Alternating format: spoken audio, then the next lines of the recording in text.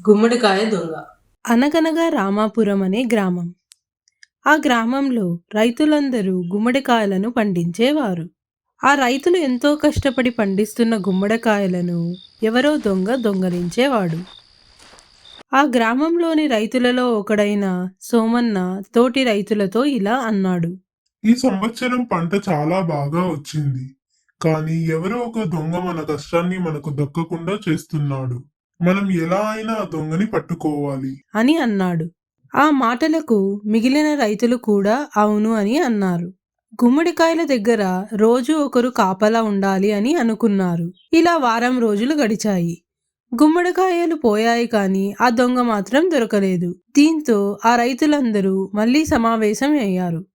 అప్పుడు సోమన్న ఇలా అన్నాడు. వారం రోజులు గడిచాయి. మనం ఎంత ప్రయత్నించినా ఆ దొంగని పట్టుకోలేకపోయాము. ఇప్పుడు మనకు మన ఊరి పెద్ద అయిన కోటయ్య గారు మాత్రమే సహాయం చేయగలరు. వెళ్ళి ఆయనకే మన బాధ చెప్పుకుందాం అని అన్నాడు. ఆ మాటలు విన్న మిగిలిన రైతులు కూడా సరే అని చెప్పి అందరూ కలిసి కోటయ్య ఇంటికి బయలుదేరారు.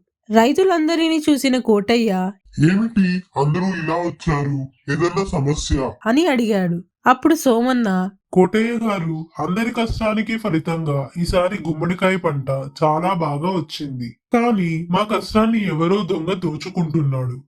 ఆ దొంగని పట్టుకోవడానికి మేము చాలా ప్రయత్నించాం. కానీ ఫలితం లేదు. మాకు మీరే సహాయం చేయగలరు అని అన్నాడు. అప్పుడు కోటయ్య ఓస్ ఇంతేనా? అది చాలా సులభం. ఎవరైతే మీ గుమ్మడికాయలను దొంగలిస్తున్నారో వారి భుజం మీద సొట్ట ఉంటుంది అని అన్నాడు. ఆ మాటలు విన్న రంగడు వెంటనే తన భుజాన్ని తడిమి చూసుకున్నాడు. అది చూసిన కోటయ్య రంగడే దొంగ అని అందరికీ చెప్పాడు. అప్పుడు రంగుడు, అయ్యా నన్ను క్షమించండి, మీ గుమ్మడికాయలను దొంగలించింది నేనే. ధనం మీద అత్యాశతో ఇలా చేశాను అని అన్నాడు. సోమన్న కోటయ్య గారితో అయ్యా, మీరు రంగడే దొంగ అని ఎలా కనిపెట్టారు అని అడిగాడు. అప్పుడు కోటయ్య ఎవరైతే తప్పు చేశారో వారికి తప్పు చేశాను అన్న భావన ఉంటుంది.